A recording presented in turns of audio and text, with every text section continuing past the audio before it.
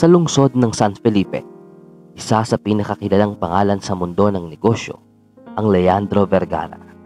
Bilyonaryo, may-ari ng mga kilalang hotel at kumpanya ng sasakyan at tinuturing na simbolo ng tagumpay. Ngunit sa likod ng magarang kotse, mamahaling relo at mapanuring ngiti ay ang isang pusong nilamon ng kayabangan. Sanay siyang paglingkuran, sanay siyang sambahin, at sanay siyang walang kumukontra.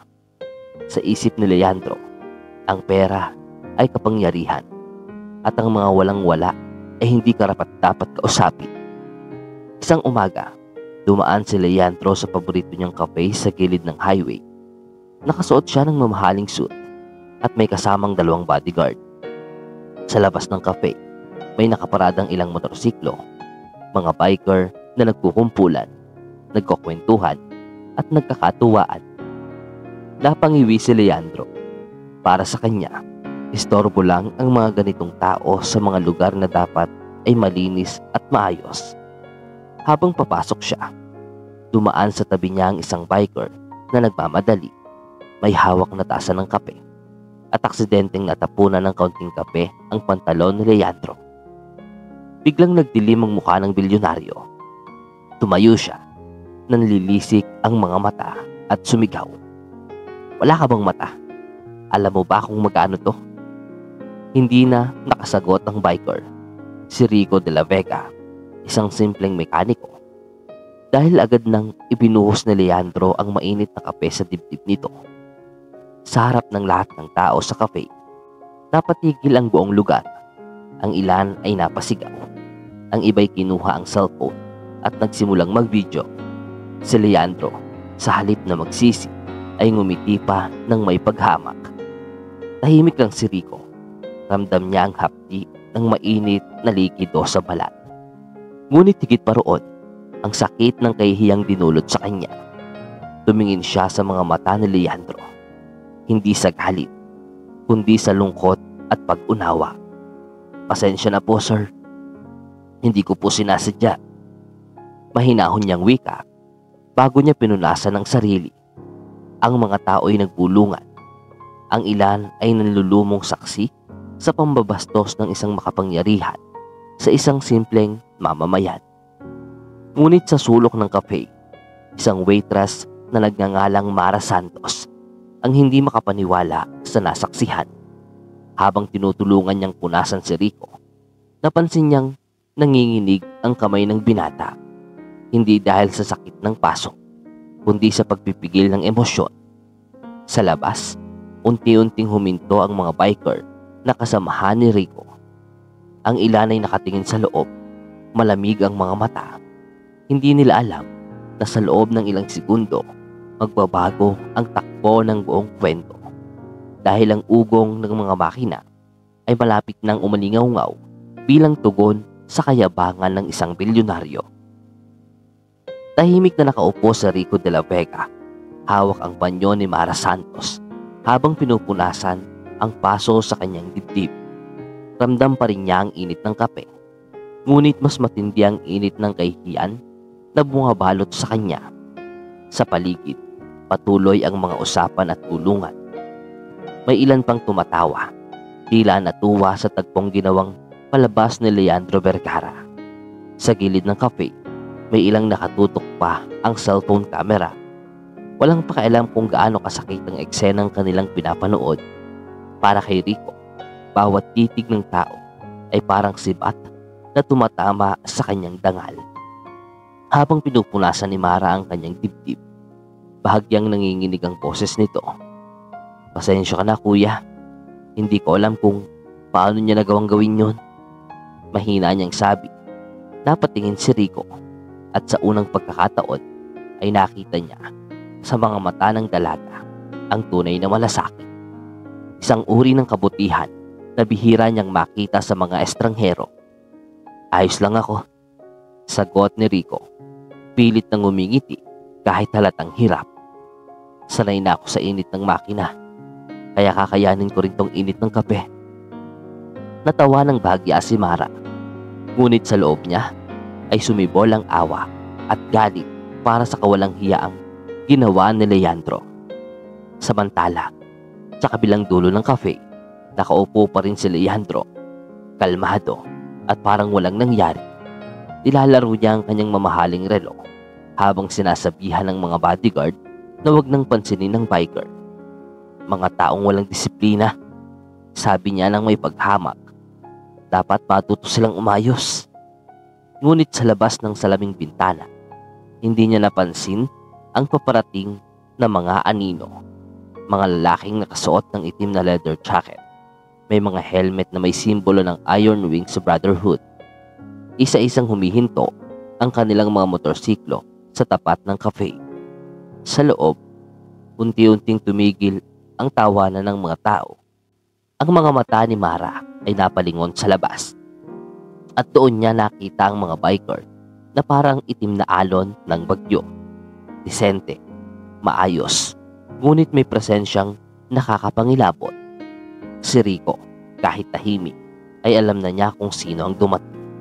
Hindi sila grupo ng mga kriminal, kundi pamilya. Mga kapatid sa daan na laging handang tumindig para sa isa't isa. Tahimik ang lahat. Ang tanging maririnig ay ang malamig na tikatik ng ulan na nagsisimulang bumuhos sa labas at ang mga tunog ng makina na unti-unting namamatay. Si Leandro ay napalingon sa bintana at sa unang pagkakataon ay nakaramdam ng kaba. Hindi dahil sa takot sa karahasan, kundi dahil sa isang pwersang hindi kayang bilhin ng pera. Ang pagkakapatiran at respeto. Sa katahimikang iyon, bago ang ugong, nagbabadya ang isang aral na magpapabago sa kanyang buong pagkatao. Nanginig ang mga bintana ng cafe nang biglang umalingaw-ngaw ang ugong ng daan-daang motorsiklo. Ang tunog ay parang kulog na dumarating mula sa malayo. Isang alon ng pwersang sabay-sabay na huminto sa tapat ng cafe. Ang mga tao sa loob ay napatigil. Ang ilan ay napalunok sa kaba. Sa bawat pagpatay ng makina, sumunod ang katahimikan. Isang uri ng katahimikang mas malakas pa sa ingay ng daan. Sa gitna ng grupo, bumaba ang isang lalaking may matikas na tindig at mga matang tila sanay humarap sa panganib. Siya si Thomas Big T. Ramirez, ang leader ng Iron Wings Brotherhood. Kilala siya hindi sa tapang, kundi sa disiplina at prinsipyo ng kanilang samahan. Tahimik nilang pinalibutan ng cafe. Walang nagtaas ng boses, walang nagbitbit ng armas. Ang mga biker ay nakatayo lamang. Magkatabi, bawat isa ay may nakapirming tingin kay Leandro Vergara, na ngayon hindi makakilos sa kanyang upuan.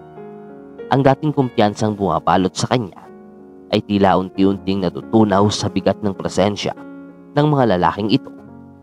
Ang mga customer ng cafe ay nagsimulang umatras at ang iba na may nagkubli sa sulok. Iniisip na baka mauwi sa gulo ang lahat. Ngunit sa halip na karahasan, kakaibang katahimikan ang bumalot sa buong paligid. Lumapit si Big T kay Rico. Marahang tinapik ang balikat ng binata at mahina ngunit mariing nagsalita.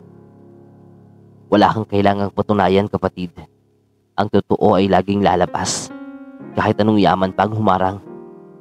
Tumango si Rico habang pinipigilan ang luha sa kanyang mga mata. Sa loob-loob niya, hindi niya akalaing darating ang buong grupo para lang ipakita ang pagkakaisa at dangal ng kanilang samahan.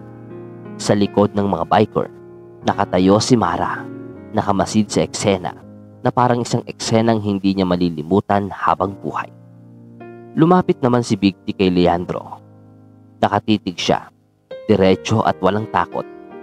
"Sir," aniya sa malamig ngunit magalang na tinig, "hindi mo kailangang saktan para ipakita ang kapangyarihan mo.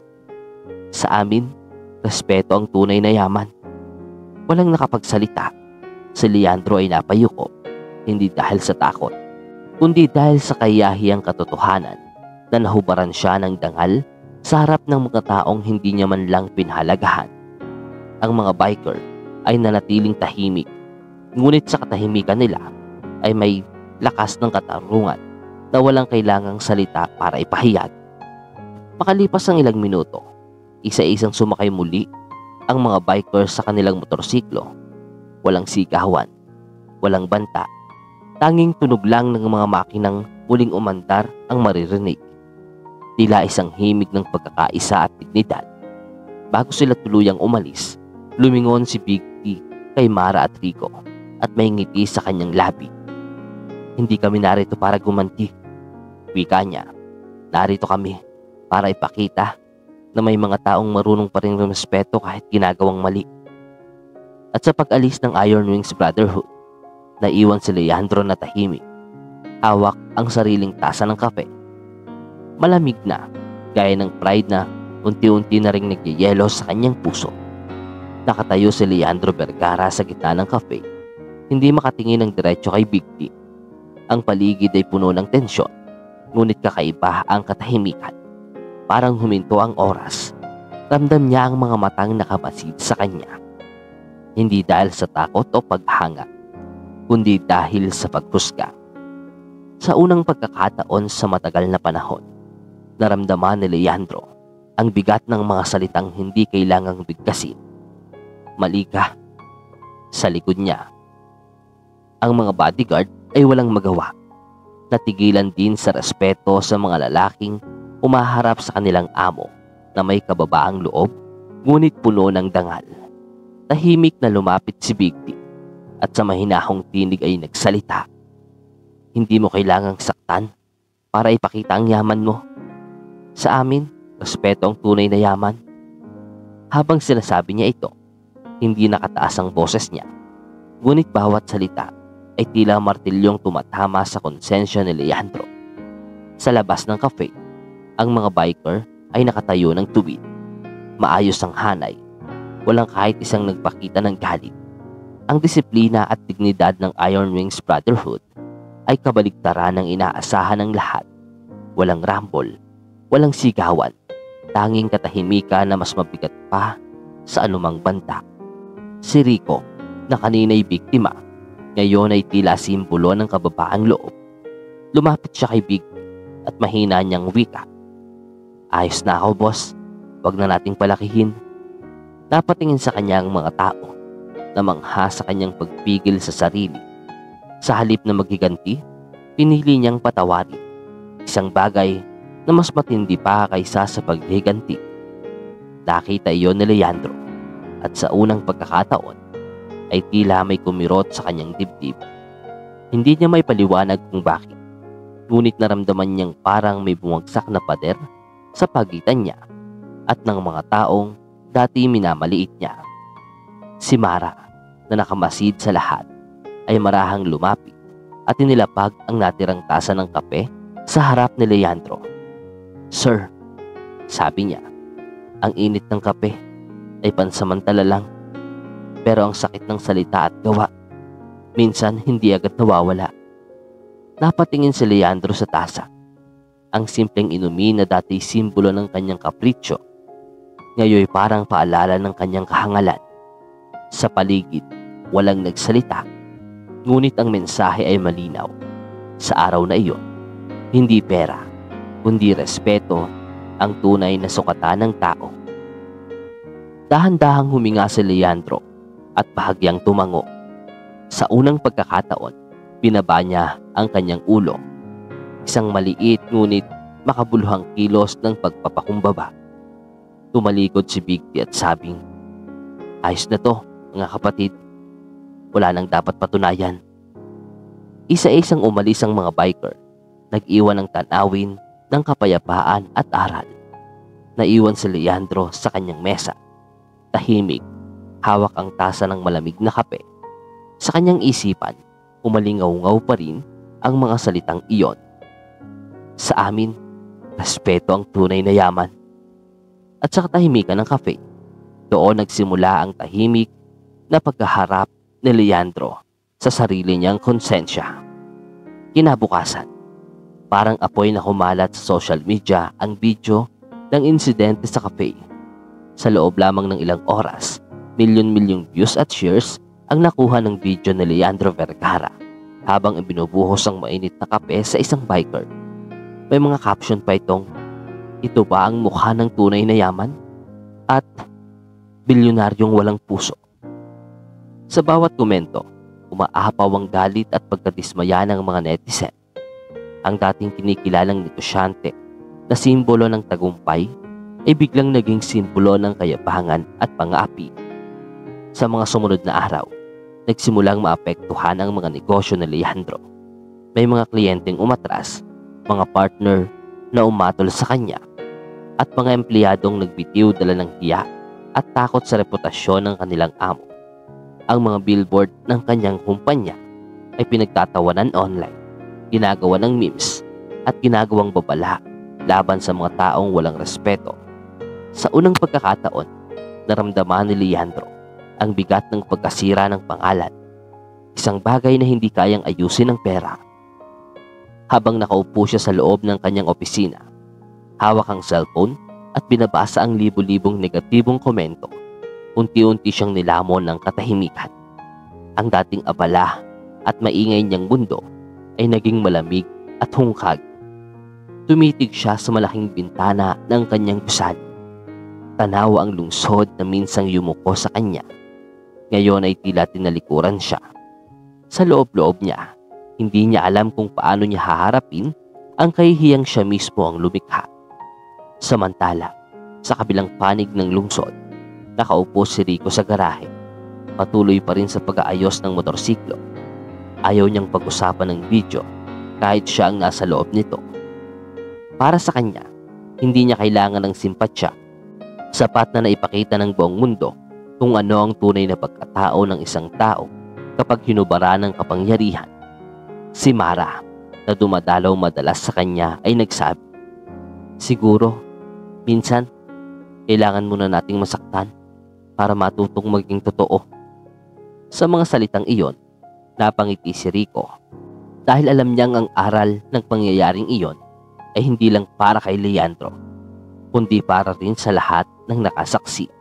Samantala, si Leandro ay nagsimulang mapaisip. Gabi-gabi, hindi siya makatulog. Sa bawat pagsara niya ng mata, nakikita niya ang mukha ni Rico. Ang tingin nitong walang galit, ngunit puno ng kababaang loob. Naisip niyang sa lahat ng tao sa mundo, siya pa ang pinakawalang karapatan na maging mapagmataas. Doon, nagsimula ang mabagal ngunit totoo niyang pagbabago. Isang bilyonaryong unti-unting nauunawaan na ang yaman na walang respeto ay kahirapan din, ngunit sa loob ng kaluluwa. Tahimik na nagkakape sina Mara at Rico sa maliit na karinderya malapit sa garahe ng mga biker. Habang nag-uusap sila, napansin ni Mara ang kakaibang lalim ng mga salita ni Rico. May bigat, may karanasan, at may kirot na halatang galing sa nakaraan. Hindi ito tulad ng mga ordinaryong lalaki na nakikilala niya sa araw-araw. Sa bawat ngiti ni Rico, may bahid ng lungkot na tila pilit niyang tinatago sa likod ng katahimikan. Habang patuloy ang kanilang pag-uusap, hindi na nakatiis si Mara na magtanong, "Rico, sino ka ba talaga bago ka maging biker?" Napayuko si Rico at ilang sandaling nanahimik. Huminga siya ng malalim bago nagsimula. Dati raw siyang isang civil engineer sa isang malaking kumpanya sa Maynila. Isang trabahador na tapat, masipag at may pangarap na makatulong sa mga ordinaryong manggagawa. Ngunit isang araw, nadiskubre niyang niloloko ng mga opisyal ng kumpanya ang kanilang mga trabahador. Pinupulot nila ang bonus at benepisyong dapat ay para sa mga ito. Nang subukan ni Rico na isiwalat ang katiwalian, siya ang pinagbintangan, siniraan at tinanggal sa trabaho. Hindi lang iyon, dahil sa impluwensya ng mga mayayamang kasabwat, napilitan siyang umalis sa Maynila at mamuhay bilang palaboy. Naiwan siyang walang trabaho, walang tahanan, at unti-unting nalimutan ang mga dati niyang kasamahan. Doon niya nakilala ang grupo ng mga biker, ang Iron Wings Brotherhood, na tinanggap siya ng walang tanong. Sa tulong ng mga kasamahan sa grupo, natutunan ni Rico ang bagong kahulugan ng buhay, ang halaga ng pagkakaisa, respeto at pagtulong sa kapwa nang walang hinihintay na kapalit. Para sa kanya, Ang motorsiklo ay hindi lang sasakyan, kundi simbolo ng kalayaan mula sa mapaninlang na mundong iniwan niya. Doon niya muling natagpuan ang sarili, malayo sa karangyaan, ngunit malapit sa katotohanan. Habang nakikinig si Mara, napaluha siya. Hindi pala simpleng biker si Rico, kundi isang lalaking sinubok ng tadhana, ngunit nananatiling marangal.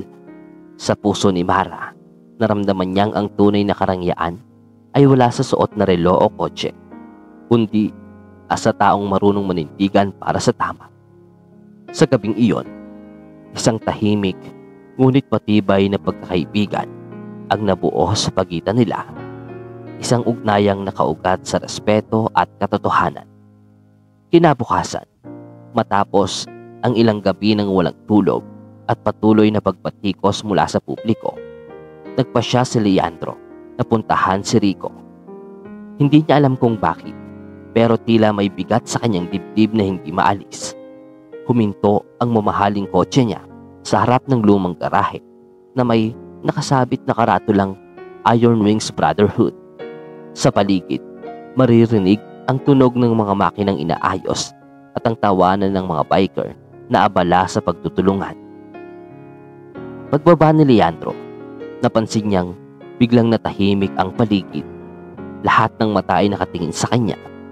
Ang dating bilyonaryong nagmalaki at nanakit sa harap ng publiko. Ngunit wala ni isa sa mga biker ang nagsalita. Tanging malamig na katahimikan ang bumalot sa paligid. Lumapit siya kay Rico, na noon ay nag-aayos ng isang lumang motor at mahina niyang sambit. Rico, gusto kong humingi ng tawad. Hindi agad tumugon si Rico. Pinunasan muna nito ang grasa sa kamay bago siya tumingin kay Leandro. Hindi mo kailangang humingi ng tawad sa akin. Mahinahon niyang sabi. Mas mahalaga na matutunan mong igalang ang mga taong hindi mo kilala. Dahil minsan, nasa kanila ang mga aral na hindi mo matatagpuan sa taas. Ang mga salitang iyon ay tumama sa puso ni Leandro na tila isang sampal ng katotohanan. Habang nakatayo roon, napansin ni Leandro ang mga biker na nagtutulungan. May nag-aabot ng gamit. May nagtuturo sa isa pa kung paano ayusin ang makina. May mga nag-aalok ng pagkain sa bagong dating. Walang sinisigaw na utos, walang kayabangan, tanging pagkakaisa at malasakit. Doon niya unang nakita ang mundong taliwas sa kanyang nakasanayan. Isang komunidad na hindi ginagalaw ng pera, kundi ng respeto. Bago siya umalis, muling nagsalita si Rico. Hindi mo kailangang maging katulad namin ni Leandro. Pero sana, matutunan mong pahalagahan ng bawat tao, mayaman man o mahirap. Tahimik na tumango si Leandro. Bit-bit ang bigat ng mga salitang iyon. Sa unang pagkakataon sa matagal na panahon, naramdaman niya kung ano ang tunay na kahulugan ng kababaang loob. Habang nananatiling tahimik si Leandro sa loob ng garahe, dumating si Mang Efren, ang pinakamatanda sa grupo ng Iron Wings Brotherhood. Maputi na ang buhok nito. May mga kulubot sa mukha. Ngunit ang mga mata niya ay puno ng karunungan at karanasan. Lumapit siya kay Leandro na tila walang bakas ng galit. Bitbit lamang ang isang tasa ng kape. Mainit to, aniya, sabay ngiti. Pero hindi para itapon. Para uminit ang puso mong nilamig ng kayabangan. Tahimik na tinanggap ni Leandro ang kape. Hindi siya makatingin ng diretso kay Mang Efren. Ngunit ramdam niyang naiintindihan siya nito. Alam mo, iho, wika ng matanda.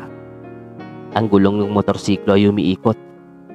Tulad ng buhay, kapag mataas ka ngayon, matuto kang yumuko. Dahil sa susunod, baka nasa ilalim ka na. Hindi iyon ang sinabi ng may sermon o galit. Bagkus, puno ng kababaang loob at karunungang bunga ng mahabang karanasan sa buhay. Napayuko si Leandro habang inuulit sa isip ang mga salitang iyon. Noon lang niya napagtanto kung gaano siya naging bulag sa kapangyarihan at yaman. Habang pinagmamasdan niya si Mang Efren na tumatawa kasama ang mga kapwa biker, nakita niya ang tunay na kasiyahan sa simpleng pamumuhay, ang saya ng pagtutulungan at ang kapayapaang dulot ng malinis na konsensya. Lumapit si Rico at nilagay ang kamay sa balikat ni Leandro. "Hindi pa huli ang lahat," sabi niya. "Ang gulong ng buhay mo ay maaari pang umikot sa tama, basta't marunong kang magbago." Napatango si Leandro at sa unang pagkakataon, naramdaman niyang bumababa ang pader ng kayabangan sa kanyang puso. Bago umalis, muling nagsalita si Mang Efren. "Ang tunay na lakas ng tao ay hindi nasusukat sa dami ng pera o tagumpay, kundi sa kakayahang magpakumbaba kapag alam mong nagkamali ka." Sa mga salitang iyon, tuluyang nabasag ang katahimikan ni Leandro. Ang dating bilyonaryong palaging tama, ngayon ay isang taong natutong makinig sa isang matandang biker, sa isang grupo ng marangal na tao, at higit sa lahat, sa tinig ng kanyang konsensya. Lumipas ang ilang linggo mula nang mangyaring ang di malilimutang tagpo sa garahe. Sa pagkakataong ito, hindi na ang dating aroganteng Leandro Vergara ang nakikita ng mga tao.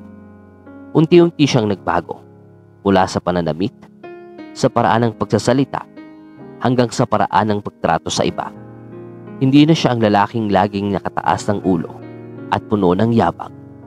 Ngayon, isa na siyang taong marunong umiki, makinig at umunawa. Ang dating malamig niyang mga mata ay napalitan ng kababaang loob. Gamit ang kanyang mga koneksyon at yaman, nagpasimula si Leandro ng proyekto para sa mga biker at mekaniko communities sa buong bansa. Nagbigay siya ng mga libreng kagamitan, scholarship para sa mga anak ng mekaniko, at mga pagsasanay upang matulungan silang magkaroon ng mas maayos na kabuhayan. Ngunit ang pinakaimportanteng bahagi ng lahat, hindi niya ito ginawa para sa publicity o para muling sumikat. Ginawa niya ito bilang tahimik na paraan ng paghingi ng tawad, bilang simbolo ng kanyang bagong simula. Unti-unting nabawi ni Leandro ang tiwala ng mga tao. Maging ang mga netizen na dati bumabati ko sa kanya, ngayon ay bumilib sa kanyang pagbabago. Ang mga balitang dati puno ng galit, napalitan ng papuri at inspirasyon. Naging halimbawa siya ng taong marunong umamin sa pagkakamali at tumutuwid ng landas. Sa bawat proyektong kanyang tinutulungan, palaging kasama sa isip niya ang mga salitang binitawan ni Mang Efren. Ang gulong ng buhay ay umiikot. Muling nagtagpo ang landas ni Leandro, Rico at Mara sa isang maliit na event ng mga biker. Nagpasalamat si Leandro sa harap ng lahat. "Hindi ko mararating ang pagbabagong ito kung hindi ko kayo nakilala," aniya habang nakatingin kina Rico at Mara. "Tinuruan niyo akong maging tao muli." Tahimik na ngumiti si Rico, habang si Mara naman ay napaluha sa tuwa. Sa sandaling iyon, wala nang bilyonaryo o biker. Tanging tatlong taong pinaglapit ng pagkakataon at kabutihan. Habang kumakain silang tatlo sa tabi ng garahe, napuno ang hangin ng tawanan at kwentuhan. Sa gitna ng mga tunog ng makina at halakhakan, naramdaman ni Leandro ang isang bagay na hindi niya kailanman nabili, ang tunay na kapayapaan ng puso. At sa unang pagkakataon, alam niyang ang yaman na mayroon siya ngayon ay hindi na pera, kundi mga taong marunong magpatawad at magmahal ng totoo. Makalipas ang ilang buwan, muling nagtagpo ang tadhana kina Leandro, Rico at Mara sa parehong cafe kung saan nagsimula ang lahat. Ngunit ngayong araw, wala nang mga titig ng panghuhusga, wala nang tawanan ng mga tao, at higit sa lahat, wala nang galit. Sa halip, isang mainit na hangin ng kapayapaan ang bumalot sa paligid. Habang umuusok ang kape sa kanilang mesa, nagbalik sa alaala ni Leandro ang araw na itinapon niya ito sa isang taong hindi naman niya kilala. Ngayon, naiintindihan na niya kung gaano kasakit iyon, hindi sa balat, kundi sa puso. Tahimik silang nagkape habang pinagmamasdan ang mga taong dumaraan sa labas. Sa bawat lagok ni Leandro, ramdam niya ang init ng kape. Ngunit sa pagkakataong ito, hindi na ito nagmumula sa galit. Nagmumula ito sa pagbabago. Ang kape, Leandro, biro ni Rico habang nakangiti. Mainit pa rin, pero iba na ang dahilan ng init niyan. Natawa si Leandro at sa unang pagkakataon, maramdaman niyang ang simpleng tawa ay kayamanang higit pa sa anumang halaga ng pera. Alam mo, patuloy ni Rico habang nakatingin sa kanya, hindi mo kailangang maging biker para maramdaman ang bilis ng pagbabago. Kailangan mo lang ng puso. Napangiti si Leandro at tumango. At ikaw, tugon niya, tinuruan mo akong magmaneho hindi ng motor, kundi ng buhay, na minsan kailangang bumagal para makita kung saan tayo nagkamali. Sa mga salitang iyon, pareho silang natahimik. Ngunit ang katahimikang iyon ay puno ng pag-unawa at respeto. Si Mara naman ay nakatingin sa kanilang dalawa, tahimik ngunit masaya. Alam niyang sa araw na iyon, dalawang magkaibang mundo ang tuluyang nagtagpo. Ang mundo ng kayamanan at ang mundo ng kababaang loob. Sa gitna ng mga tasa ng kape, umusbong ang isang bagong simula. Isang pagkakaibigang hinding-hindi na mabubura ng panahon. Habang papalubog ang araw at nagbabayaran na sila, napatingin si Leandro sa lumang sign ng kape. Isang ngiti ang sumilay sa kanyang labi. Ang dating lugar ng kahihiyan ay ngayon ay naging simbolo ng pagbabago. Sa isip niya, bumulong siya. Ang init ng kape ay lumilipas, pero ang init ng kabutihan mananatili habang may puso kang handang magbago. Ang kayabangan ay mabilis magliyab, ngunit ang kababaang loob ang tunay na apoy na nagbibigay liwanag. Sa dulo, natutunan ni Leandro na ang yaman ay walang saysay kung wala kang respeto sa kapwa, at natutunan ng lahat na ang tunay na lakas ay hindi nasusukat sa galit, kundi sa pagpapatawad at pagkakaisa. At siya nagtatapos ang isa na namang kwento ng buhay na puno ng aral, damdamin at pag-asa. Sa dulo ng bawat pagsubok ay may liwanag, at sa bawat kwento ay may dahilan. Ako si RC, at ito ang RC Radio. Kung nantig ka sa kwentong ito, huwag kalimutang mag-like, mag-subscribe, at i-click ang notification bell. At ikaw na nakinig sa kwentong ito, taga saan ka? Gusto kong malaman kung hanggang saan umabot itong ating kwento. I-comment mo na sa baba. Hanggang sa susunod na kwento. Ingat at magmahal ng totoo.